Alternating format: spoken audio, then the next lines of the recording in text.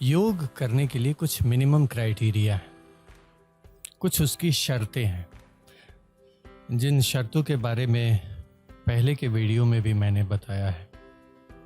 वो आप वीडियो देख सकते हैं। हालांकि उसको मैंने स्लाइड शो बनाया, उसमें सामने से मैं कुछ नहीं बोल रहा हूँ, एक स्लाइड शो है, उसको आप देख सकते हैं। उसमें सारे योग के विधियों के बारे में और उसके नियमों के बारे में बताया गया है।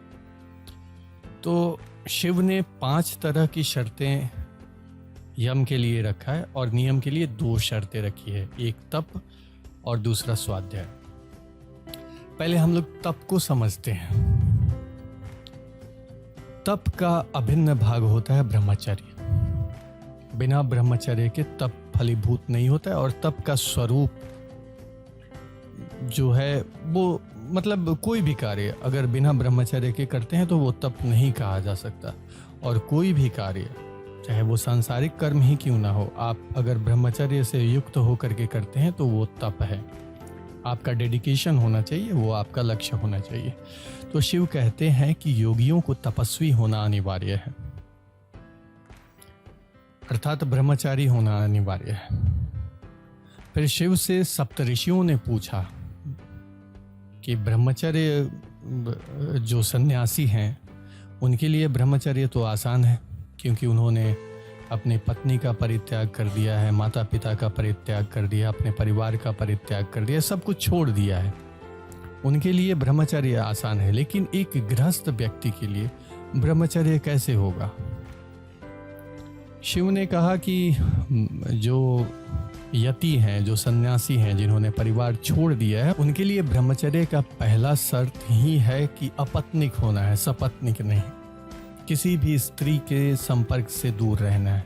यहाँ तक कि अपने अंतस के तेज को किसी भी तरह से आवेशित होने से बचाने के लिए अग्नि तक का परित्याग कर देना चाहिए। इसलिए योगियों को अग्नि से दूर रहने की सलाह दी जाती है, अग्निहोत्र से दूर रहने का सलाह दिया जाता है। शिव ने इसके पीछे भी कारण बताया कि योगी जो है प्राण का अपान में और अपान का ब्यान में, ब्यान का समान में और समान का मुदान में अग्निहोत्र करता है। इन 5 प्राणों में ही अग्निहोत्र करता है। इसके लिए उसको बाह्य अग्निहोत्र की आवश्यकता नहीं है।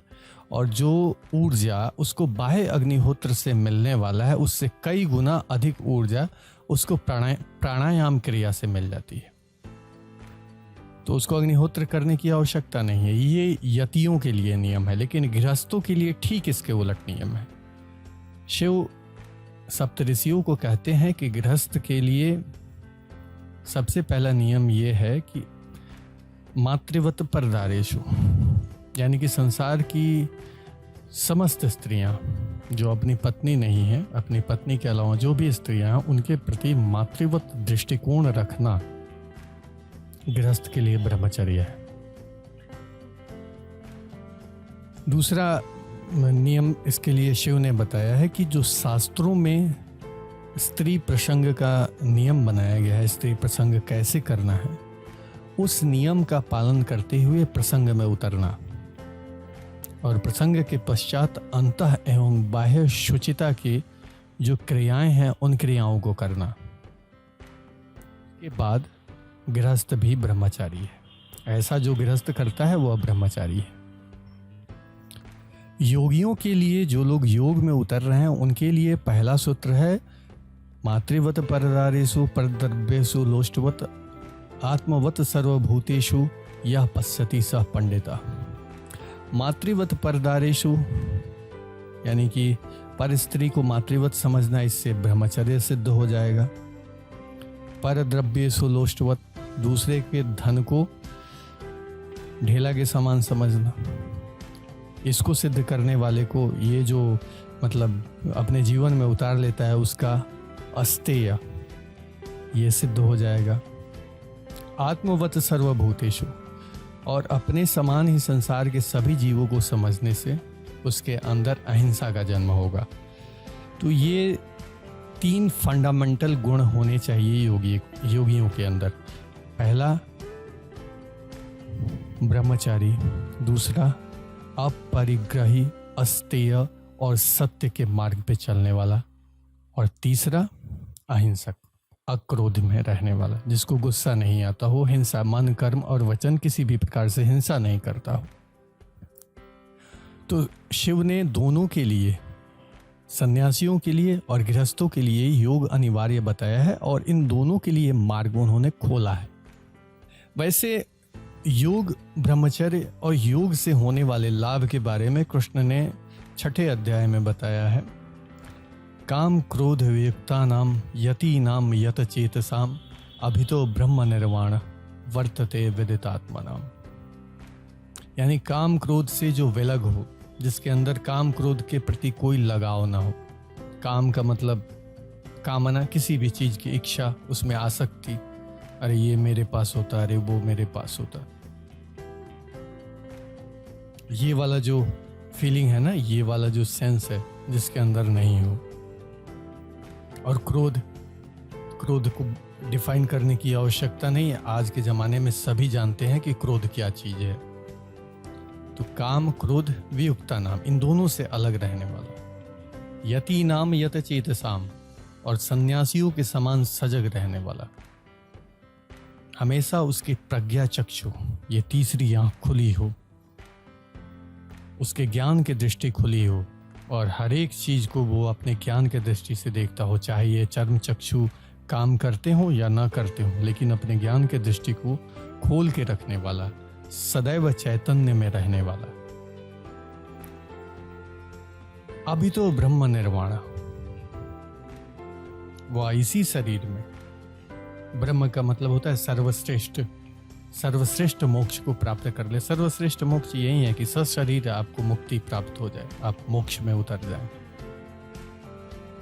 वो योगी मोक्ष को प्राप्त हो जाता है सशरीर, इस जीवन में रहेगा, इस संसार में घूमेगा, लेकिन वो मुक्त होगा। ना उसके ऊपर कानून का बंधन होगा, ना उसके ऊपर समाज का बंधन होगा, और ना ही उसके ऊपर प्रकृति के कोई नियम लागू होंगे। वैसे लोगों को सिद्ध योगी कहा जाता है, वैसे लोगों को परमहंस कहा जाता है। और वैसे लोग क्या करते हैं, वर्तते विदितात्मनाम, जो एक आत्मा, एक ही आत्मा है, कृष्ण कहते एक ही आत्मा है जो सर्वव्यापी है और सभी जीवों में है। वही एक आत्मा जिसके कारण जीवन है, उसी एक आत्मा में एकात्म होकर के जीने वाला योगी होता है। इस चीज की उपलब्धि होती है। ये सर्वश्रेष्ठ पद है, इसी को विष्णु पद कहा गया है, इसी को शिव पद कहा गया है, शिव तत्व कहा गया है। आप जो भी नाम दे, कैवल्य कहा गया है, निर्वाण कहा गया है, अब जो भी नाम देना चाहें इसको दे सकते हैं। लेकिन योग की जो पराकाष्ठा है यहीं पे आकर के समाप्त होती है।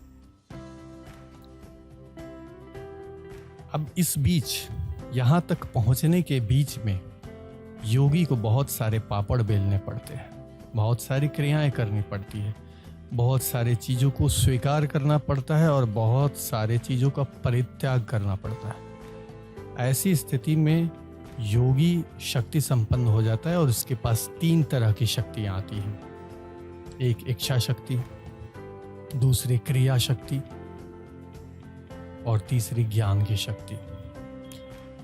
यही 3 शक्तियां, त्रिशक्तियां, इसी का प्रतीक है शिव का त्रिशूल। तो इन 3 शक्तियों की प्राप्ति होती है और इन 3 शक्तियों के साथ संसार में कुछ भी असाध्य नहीं है। ऐसा कुछ नहीं है जिसके पास ये तीनों हो उसके लिए असंभव हो। वो कुछ भी कर सकता है। He can do anything।